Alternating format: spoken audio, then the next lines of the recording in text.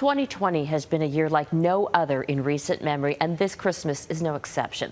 Whether for those simply enjoying the holidays or the many Christians celebrating the birth of Jesus, pandemic precautions had to be observed across festivities around the world. Sean O'Shea reports on how they managed.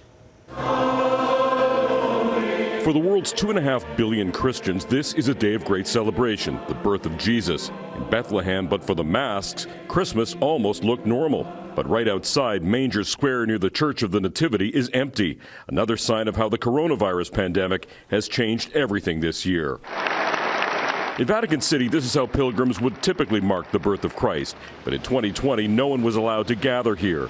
Buon Natale. Pope Francis wishing all a Merry Christmas from inside, amid a group of only about 200 faithful socially spaced out in pews, where Francis acknowledged darkness and uncertainty seen this year. In Rome, a Christian charity handed out meals and gifts to the poor and homeless. I feel blessed. It's one of the best days. In the Philippines, services went ahead too, with restrictions. We will follow all the protocols of the government.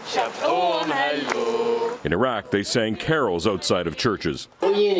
Some still gathered, but with fewer family members. The daughter of a church deacon expressing hope. Dina Hekmat says life must go on. We must celebrate our holiday, and we are celebrating. But in Sydney, Australia, revelers had different ideas. Crowds wearing Santa hats jumped and sang. There was little evidence of social distancing. In Ontario, about to start a province-wide lockdown, only 10 people were allowed in the cavernous St. Michael's Cathedral Basilica to celebrate Mass, shared on a live stream. Father Edward Curtis admitting it's been a rough Christmas so far. And especially this year, when we're not able to gather with the people that we love.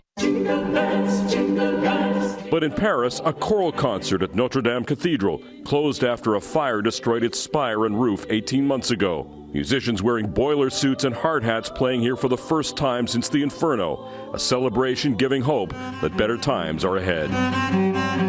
Sean O'Shea, Global News, Toronto.